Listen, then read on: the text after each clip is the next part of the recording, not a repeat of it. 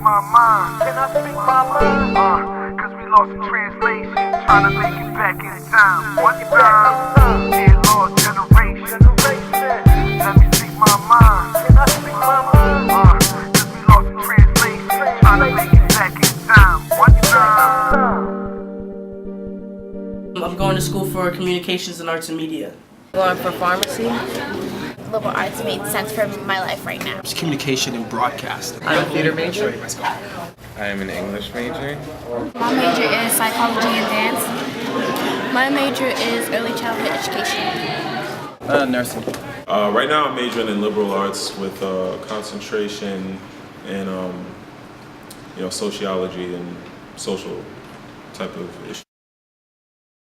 To me, culture is family-wise how like my mother or father brought me up, what they taught me to do, how they raised me.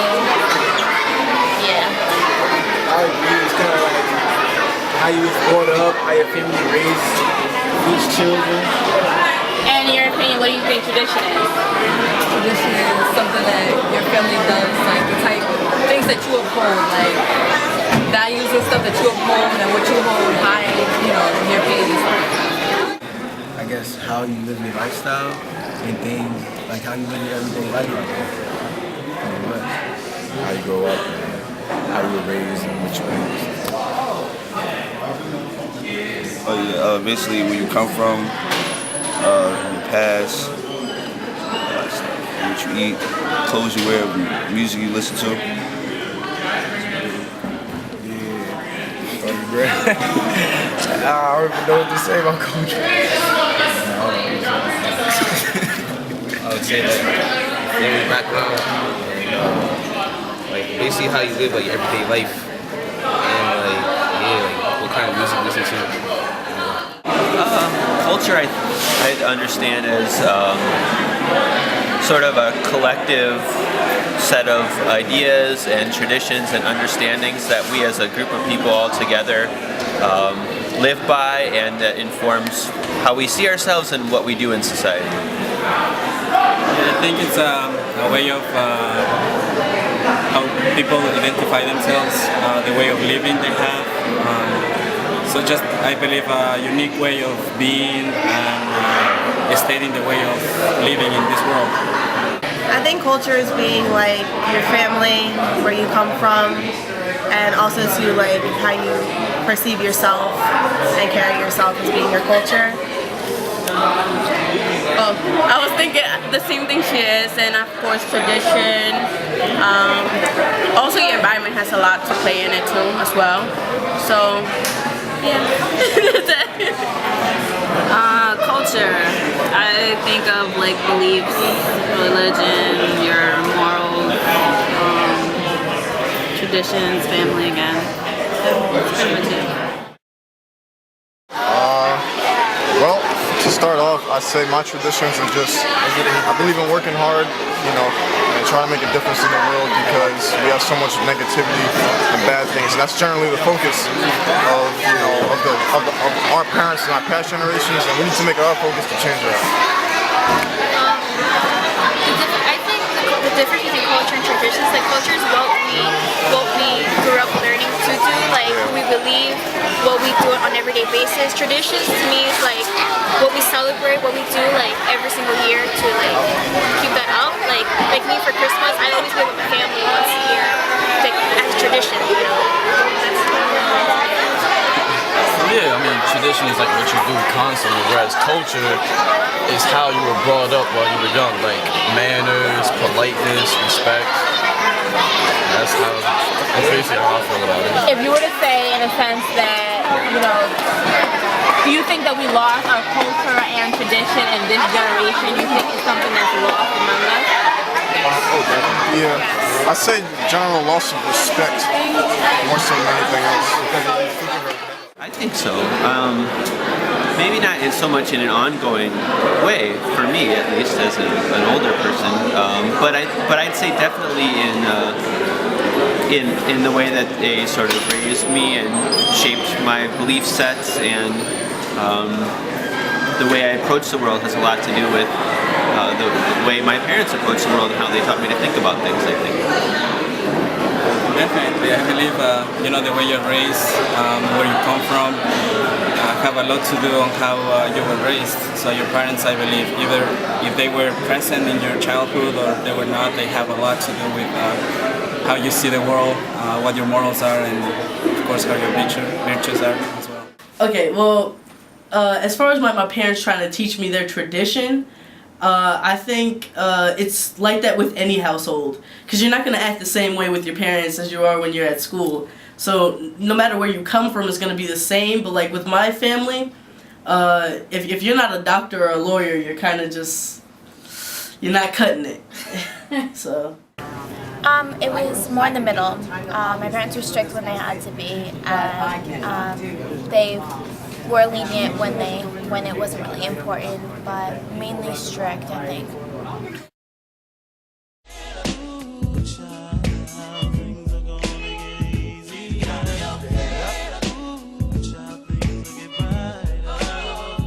Hold up now, let me finish. Think about it, baby. Me and you, we still kids ourselves. How we gonna raise a kid by ourselves? Everybody got different types of music. Like I like all styles of music, so just because I listen to one type don't mean I'm a certain way.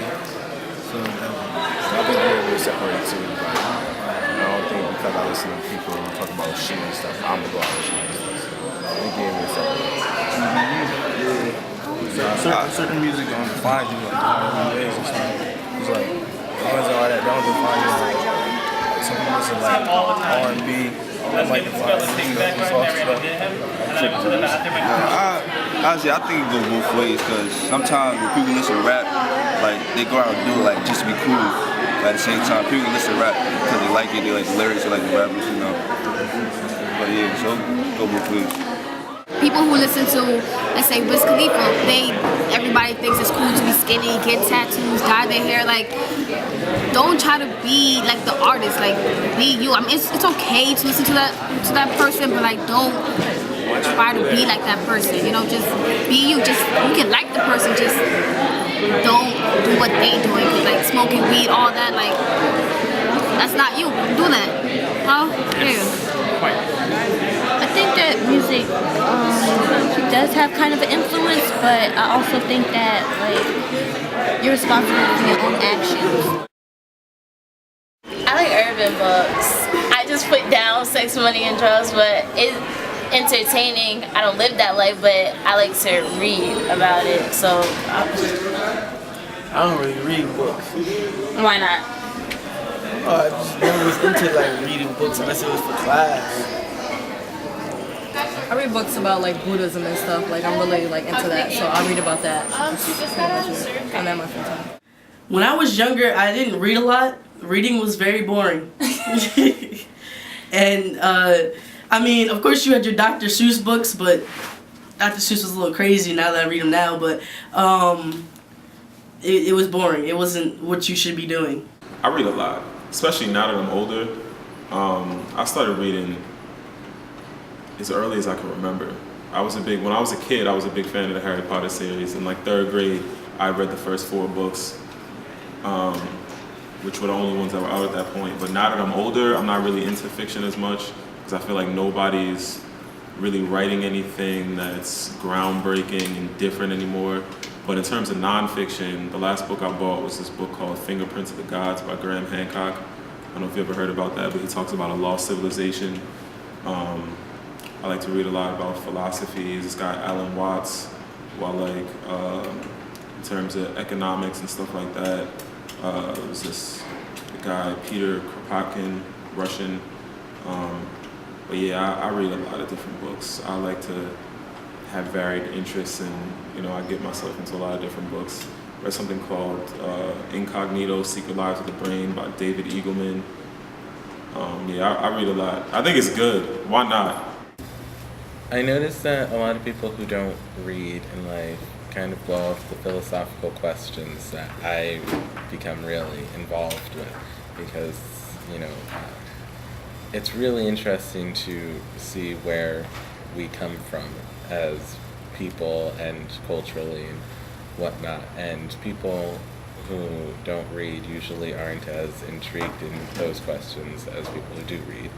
So I think that literature has played a pretty decent role in that development. Yeah, like in junior high, because like being a nerd is kind of whack until you really realize like being a nerd is a good thing. Yeah, but I didn't care. I don't know, in my house being a dummy wasn't cool, so if you brought home a good grade, it was a good thing. So I never thought like, oh, if I got a bad grade, it's not cool. Like at the end of the day, you're benefiting. So I never thought getting a grade was a bad. Did you ever feel like if, say for instance, you got a good grade, but if somebody would ask about you, would you kind of play down your grade because you didn't want to seem as smart or smarter than them? To me, no, because I'm actually one of my grandmother's first grandchildren to go to college and graduate from high school. So it's kind of like a pride thing. Not to put anybody else down in my family, but they pride me for what I do. So I was like, I did something that my other cousins weren't able to do because they didn't want to. So it was like, I felt good about it. Nah, because like she said, like out of my family, a lot of people didn't go to school. They tried to go, but didn't graduate, didn't succeed. So me trying to go and succeed is like a big thing in my family. So being a failure is like one of the worst things. How would you define being a failure? Settling for less. When you know you're so much smarter than what you know you are, and you, instead of going to school and education, you settle for like a 9-to-5 regular job and just be doing that for the rest of your life. I never wanted to be a failure, so I never put myself down. I never lowered myself. Failure is not trying. It's not attempting to be better. Even if you think you're doing really good, failure is not trying to do even more. It's not hitting that extra step. There was I think some peer pressure to not maybe sort of be too specialized in something you're really excited about in an academic way. But I'm glad to say I didn't feel too much pressure to restrain those interests. My pressure is, I'm a nursing major, so my pressure is doing good in my classes and passing them. Not a lot with my peers. My peers are good. I have good friends, so they understand that I have to do good in my classes, and they understand that, sometimes I can't hang out with them because I need to study, and they're cool with that. And that's something that in high school we couldn't happen. So you would say that the people you hung around, it definitely affected your... Yeah. Because I think in college, like, you find the people who want to do the same thing as you, the people in your classes that you have classes with, and so they understand the pressure that you're on because they're under the same pressure. And I know for me, being an education major, I have to do well in school, because how am I going to not do well and expect to be a teacher and teach kids and want them to do well if I don't apply myself? Because if you were an individual, you weren't part of the people who were on the playground playing jump rope. When you're younger, you don't know the world, so you can't really express who you are. You just have to express what everyone else is in order to move on through your day. I was kind of like mostly an outsider, I didn't care. I was pretty much different. And basically the thing I fit in, I guess I went to the park, played basketball, this and that, played video games, I never really tried for the team, but I knew the people from the park. They'd go to school, so we just played basketball. That was pretty much it. I didn't really try to fit in too much. I didn't care. If I could offer one piece of advice, it would be don't forget to read. Because I know a lot of people who are younger, they try and skip out on reading in high school and whatnot. But reading in high school was a really great experience for me, and if everyone can remember to do that and not blow it off, then I think that everyone would take a lot away from that. Stop being so self-centered and think about others before you think about yourself. Because if you don't think about others, then, life is going to be hard, because you might be in a difficult situation and there'll be nobody to help you. Hi, my name is Tiara Mann. I'm an English literature major here at Ryerson Valley Community College. When I first got an idea for this show, I didn't really know the direction I was going in. All I knew was that there was a message that needed to be reached to the future generation. Losing My Cool, it's a book by Thomas Chatterton Williams. It's a book that I think is a must-read for the kids nowadays. It's something that we can all relate to. My grandmother kind of forced the book down my throat. I didn't really want to read it at first. She kept telling me about it and telling me about how great this book was. And eventually it just showed up on my doorstep one day, of course mailed by her. And I thought, why not read it? And when I read the book, I can honestly say it was me. It was the person that I was in high school. It was the person that I kind of was becoming. Losing my cool is a movement. It's not just losing my cool, but it's losing myself, losing my identity, losing my friendship, losing these relationships that may not be as positive as they should be for me. But in so much that we are losing, it's also about how much we're gaining. Sorry. No. What I realized is that this video kind of took a life of its own. It came out of nowhere. I thought I was going to ask a couple of questions about music and hip-hop and about culture and about tradition, but I realized it was something that was so much more deeper than that. There's so many African American teens, so many Latino Americans, so many Caucasian Americans that are dealing with the same issues, and that's trying to fit in and not really becoming who we are. So I guess the correlation that I saw was the absence of literature. The idea that some of these kids didn't really even see themselves doing and becoming what they wanted to be. The idea that traveling was something that they never even thought of. The idea that they don't have to become a nursing major, or that they can become that writer, they can become that dancer. A lot of them were in liberal arts in hopes of achieving what they want to someday do. I guess if I had some kind of advice to offer the up-and-coming generation, it wouldn't really just be yourself. It's easy to say, be yourself. It's so easy to just say, be you, trust you. But if I had some kind of advice to offer to the up-and-coming generation, my advice would be, learn yourself, explore yourself, discover yourself, get to know who you are, whether it's through books. I'm not saying that books are the answer to the world. I'm not saying it's going to solve anything, but I'm saying I guarantee you that one book out there holds the key that's going to unlock another door, into another door, and another door. And before you know it, you're really going to have, in a sense, you're really going to be able to grasp who you are at the end of the day.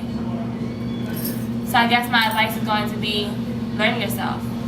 Learn yourself, and don't be scared to dream. Don't be scared to be who you are. Because it's like so many of them kept saying, it might be fun and cool when you're younger not to be smart and to get bad grades and to skip class, but eventually there's going to come a time in your life where that's not going to be enough. You are enough. And it's like my grandmother always told me, high school is only one chapter in your life. There's a world out there. And someday, maybe not today, maybe not tomorrow, but someday, you're going to meet people like you. When you don't have to come up with this fake identity or this character, or you don't have to quit the things that you love to do, or you don't have to tell yourself, at this time I'm going to come out and be me, or you don't have to wait to travel away to college. There's going to be a day when you come across people similar to you that share your same hope and your same aspiration and your same dreams. And that's the day that you can truly say, you know yourself. Thank you, and I hope you all guys enjoyed the show.